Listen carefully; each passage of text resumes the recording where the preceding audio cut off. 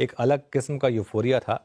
लेकिन हाल की गिरावट को देखें तो लगता है कि ट्रम्प कार्ड फेल हो गया है। जी हाँ, आईटी सेक्टर की बिकवाली थमने का नाम नहीं ले रही है। जिस दिन से इसने 200 डे मूविंग एवरेज तोड़ा था, उस दिन के बाद से इसने मुड़कर नहीं देखा। आखिर आईटी सेक्टर को किसकी नज़र लगी, इसका मूड इतना ख़राब क्यों है? पूरी एनालिसिस के साथ आशीष मौजूद हैं स्टूडियो में। आशीष, गुड आफ्टरनून। बताइए क्या हुआ आखिरकार? नजर लग गई, बुरी नजर लग गई, जबकि हम काला टीका लगा के निकले थे। आज तगड़ा प्रेशर है आईटी इंडेक्स में, वो आपकी स्क्रीन पर आ जाएगा। उसके साथ साथ अपन सुबह चर्चा कर रहे थे साल के हाई से किस तरह से आईटी अब करेक्ट कर रहा है। 22% अब ऑफ हाईज ये इंडेक्स ट्रेड करता हुआ। एक और डेटा देता हूं, पिछला एक महीना 10 फरवरी से पकड़ लीजिए, 21 ट्रेडिंग सेशंस हुए हैं। 17 ट्रेडिंग सेशंस में आईटी लाल निशान में था, केवल 4 में इन ग्रीन बंद हुआ है। इस तरह का पेन ऑफ लेट आया है और ये अक्रॉस टाइम होराइजंस मैंने आपके सामने रिटर्न्स रख दिए हैं। Nifty versus Nifty IT index किस तरह का अंडर परफॉर्मेंस है इस महीने, इस साल, ईयर टिल डेट, और अपने हाई से भी किस तरह का अंडर परफॉर्म ये पॉकेट करती हुई नजर आ रही है।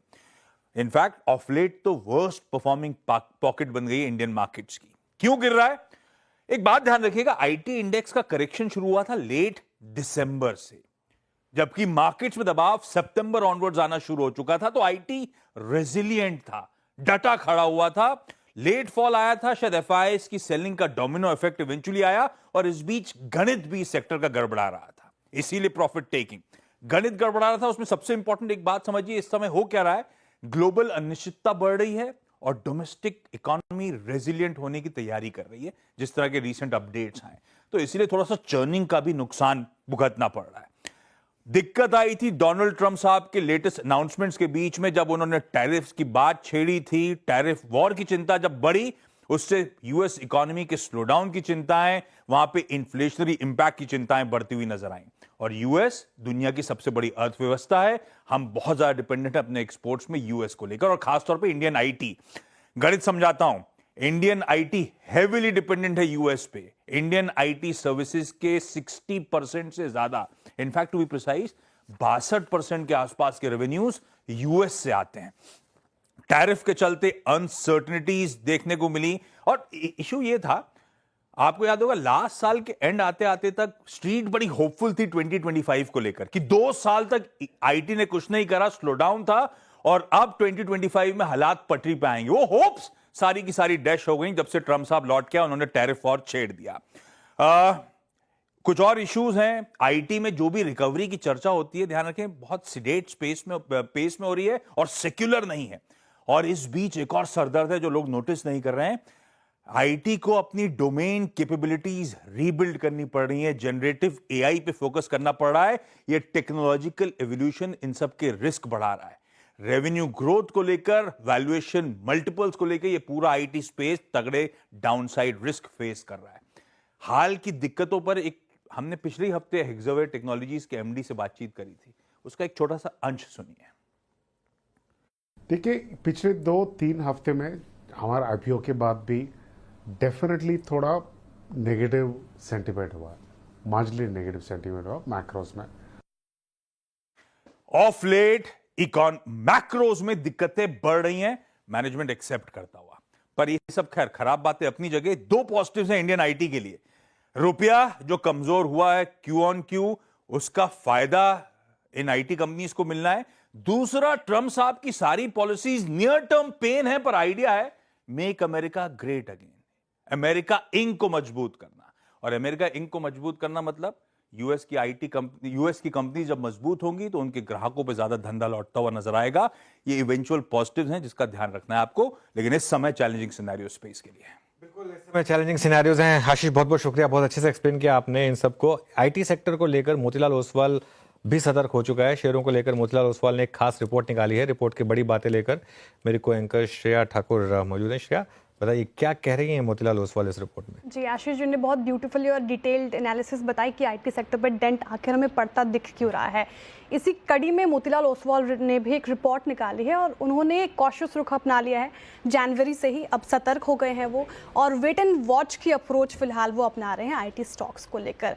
देखिए, उनका मानना है कि कंपनियां आर्टिफिशियल इंटेलिजेंस को लेकर काफ़ी अग्रसर है, वहाँ पे काम तो हो रहा है लेकिन उससे रेवेन्यू कंट्रीब्यूशन नहीं आता दिख रहा, रेवेन्यू में योगदान नहीं हो रहा है।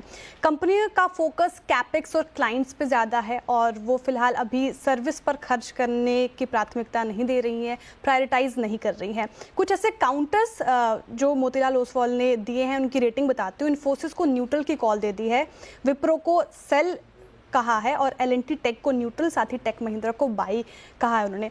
इसके अलावा उनका मानना है कि फाइनेंशियल ईयर 2026 में डिस्क्रिशनरी खर्चों को लेकर अभी अनिश्चितता है, जो कि एक नेगेटिव ट्रिगर है, और फाइनेंशियल ईयर 2026 के लिए उन्होंने कॉन्करेंट रेवेन्यू जो है ग्रोथ का अनुमान भी घटा दिया है। टीसीएस का 6.5% से अनुमान घटाकर 3.5% कर दिया है। इन्फोसिस का देखें तो 7.5% से घटाकर 5%। वैसे ही विप्रो में भी एक कटौती की गई। एचसीएल टेक में 6.5% से घटाकर 5.5% कर दिया। इनफैक्ट टेक महिंद्रा में भी अनुमान घटाया है। लेकिन कुछ प्रेफर्ड पिक्स भी बताए जो उनको आईटी पैक से थोड़ा बेहतर लगता है, उसमें शामिल है एलटीआई माइंट्री और टीसीएस। इन दोनों स्टॉक्स को आप फोकस में रख सकते हैं। टारगेट प्राइस एक बार रख देती हूँ आपकी स्क्रीन पर। एल&टी टेक को न्यूट्रल की कॉल और 5100 इसका टारगेट प्राइस दिया है। टेक महिंद्रा बाई की कॉल 1950 का टारगेट प्राइस। इन्फोसिस न्यूट्रल 1650 का टारगेट प्राइस। वही विप्रो जो सेल की कॉल थी तो नीचे का टारगेट प्राइस है 240। तो फिलहाल मिक्स्ड रिव्यू है। कुछ प्रेफर्ड पिक्स जैसे कि एलटीआई माइंट्री और टीसीएस, बाकी सेल की कॉल है। ओके, बाकी सेल की कॉल है यहाँ पर। गौरांग जी, अब पर्टिकुलर अगर स्टॉक्स चुनने हो आईटी में तो आप कौन से चुनेंगे इस समय? देखिए, पहले तो दिक्कत है, इसमें कोई दो राय नहीं है। चौथी तिमाही के नतीजे और कारोबार को लेकर के टिप्पणी तब तक मेरे ख्याल से काफी स्पष्टीकरण हमारे और आपके समक्ष आ जाएगा आईटी क्षेत्र को लेकर के। राय कहाँ पर है? दिग्गजों में टीसीएस, एचसीएल टेक, ऐसे तो बाकी अन्य दो कंपनियां भी हैं खरीदारी की राय में, और मझौली कंपनियों में परसिस्टेंट सिस्टम्स और साइंस लिमिटेड ये पसंदगी रहेगी। हालांकि मझौली और छोटी कंपनी में भी और भी पसंदगी है।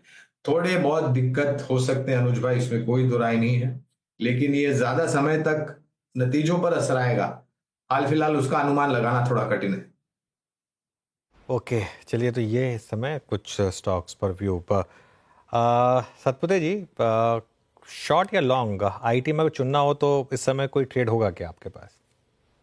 अनुज जी, देखिए, आईटी में most of the counters oversold है। ये जो ब्रेकडाउन्स थे वो 200 डीएमएस है, तो यहाँ पे आप कह सकते हैं कि थोड़ा सा रिस्क जो है वो बढ़ रहा है। उसके बावजूद अगर आप देखें तो दो काउंटर्स मेरे रडार पे है। एक है केपीआईटी टेक्नोलॉजी, जैसे आपको पता है कि मैंने एक दो बार दिया भी था। केपीआईटी टेक्नोलॉजी भी अभी भी लगता है कि ये जब तक 1250 के ऊपर नहीं निकलता, यहाँ पे सेलिंग प्रेशर रहेगा, फिर रैली पे, हर उछाल पे बेचने की सलाह होगी।